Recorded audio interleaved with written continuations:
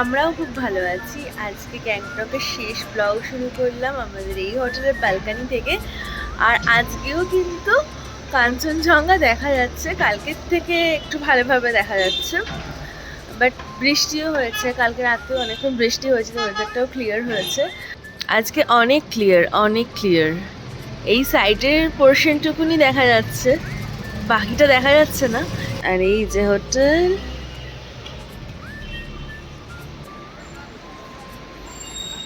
Hello, এখন বাজে 9টা আর আমরা রেডি হয়ে গেছি গ্যাংটকে হোটেল চেক আউট করবো বলে। আমাদের লাগেজ চলে গেছে আর এখন আমাদের ঘর পুরো ফাঁকা। আর আমরা শুধু আছি, কিছু জিনিস গোছানোর আছে, নিয়ে চলে যাব। তো লাস্টবার একটুখানি হোটেলটা দেখে নিচ্ছি। হোটেলটা ভালো, হোটেলের সব কিছু ভালো, ভিউ ভালো, সব কিছুই ভালো, কিন্তু হোটেলের সিঁড়িটা অনেক খাড়াই। আমাদের জন্য ঠিক আছে, আমরাই হাঁপিয়ে যাচ্ছিলাম মাঝে মাঝে, তাও বাট অনেক এজেড লোকজনদের আসলে অসুবিধা হবে।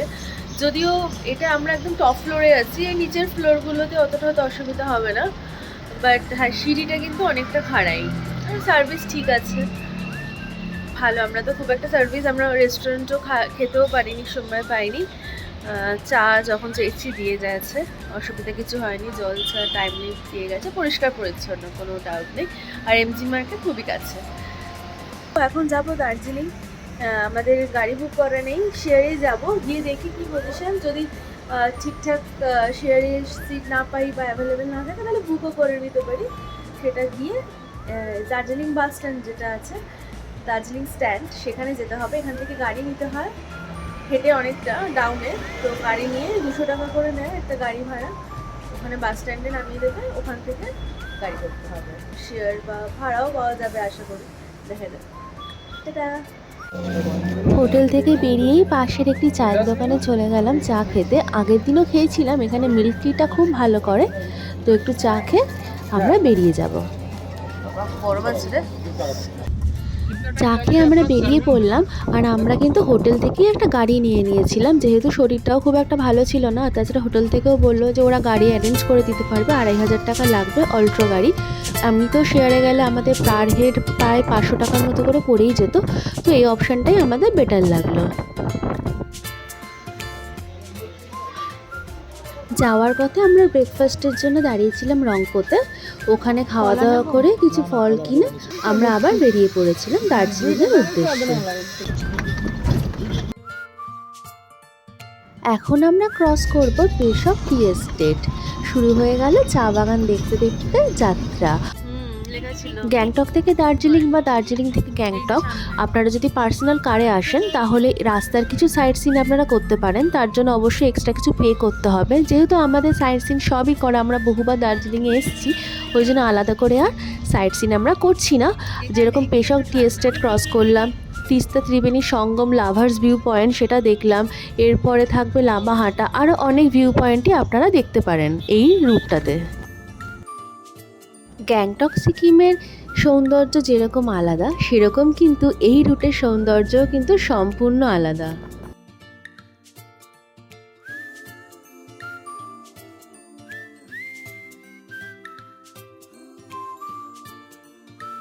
এখন আমরা ক্রস করছি লামাহাটা ইকো পার্ক।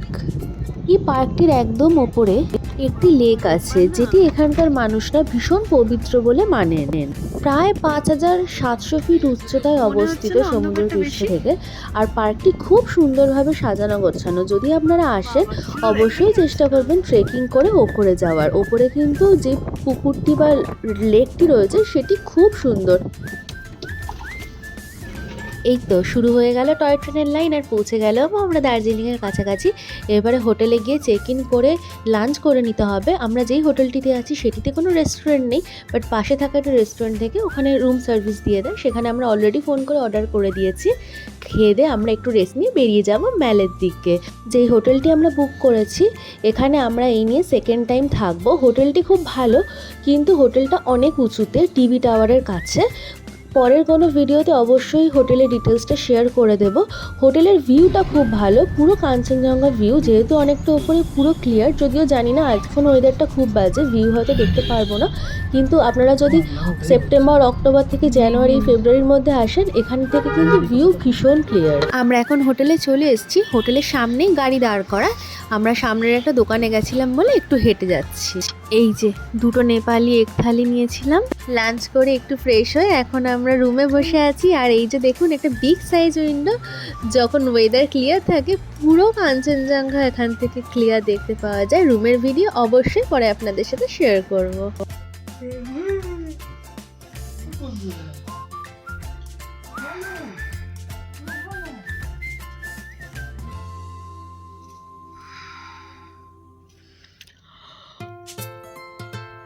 এখন আমরা আমাদের গেস্ট হাউস থেকে বেরোচ্ছি, বেরিয়ে এখন আমরা যাব ম্যালের দিকে।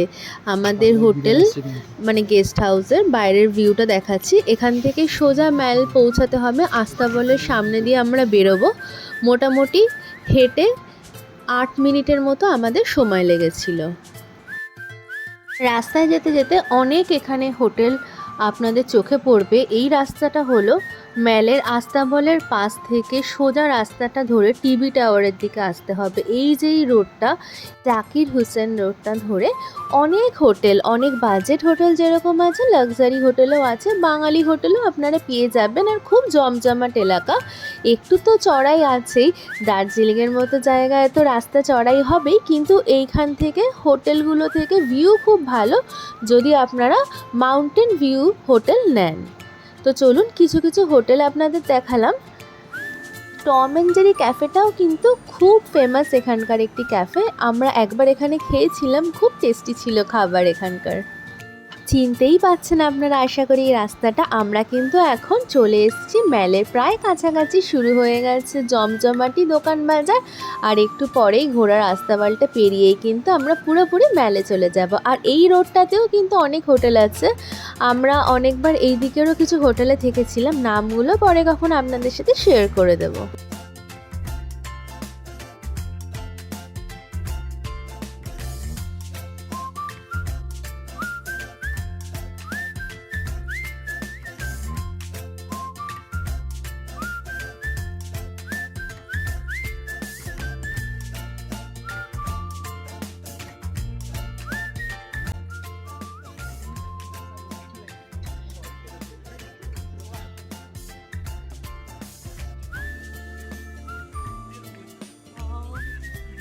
কতদিন পর এলাম,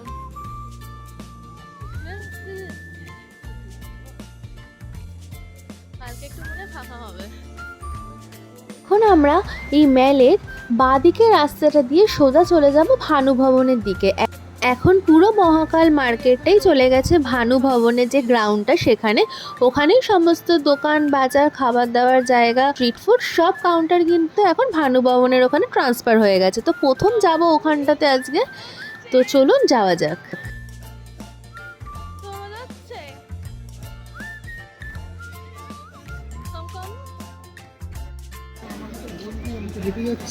কি বৃষ্টি, হ্যাঁ সেবারে পৌঁছে গেছি আমরা এখন ভানু ভবনে। 4 থেকে 5 মিনিট লাগলো ম্যাল থেকে। তো চলুন এবার ভেতরে যাওয়া যাক।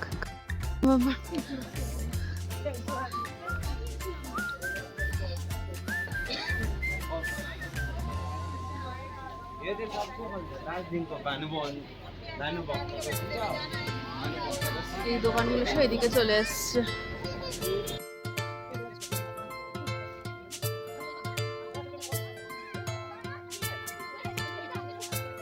অনেক বড় এরিয়াটা, প্রচুর দোকান, প্রচুর খাবারের দোকান, প্রচুর কেনাকাটার দোকান। আপনারা এসে পছন্দ মতো শপিং করতে পারবেন, দামও কিন্তু রিজনেবল। আমরা তো কিছু কেনাকাটা করিনি, কারণ মোটামুটি প্রত্যেক বছরই আমরা দার্জিলিং আসি, তো আমরা কিছু খাওয়া দাওয়া করলাম। চলুন খাওয়া দাওয়ার কাউন্টারগুলো একটু দেখাই।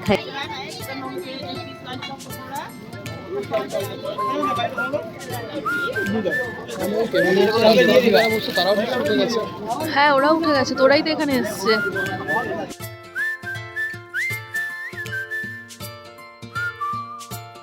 আর এই সাইডটাই ছিল অনেক ফুচকার দোকান। শুরু করলাম আমি চিকেন মোমো দিয়ে। হাফ প্লেট চিকেন মোমো নিলাম প্রথমে। টেস্ট কিন্তু খুব সুন্দর ছিল, ঠান্ডার মধ্যে গরম গরম চিকেন মোমো।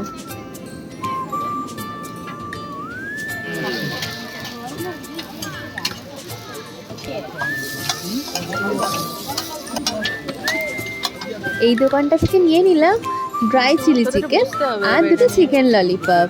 আর খাবার কিন্তু ভীষণ ভালো। এবার চলে যাব আমাদের রুমের দিকে। ফেরার পথে গেছিলাম একটু গোল্ডেন টিপসে, কিছু চা পাতা কিনলাম। আর এখন একটু যাচ্ছি গ্লেনারিসের সামনেটা, একটু ঘুরে চলে যাব রুমে। চলে এসেছি আমরা হোপের সামনে। কালকে সকালে আসবো আমরা এখানে ব্রেকফাস্ট করতে। এখন দেখুন কত ভিড়।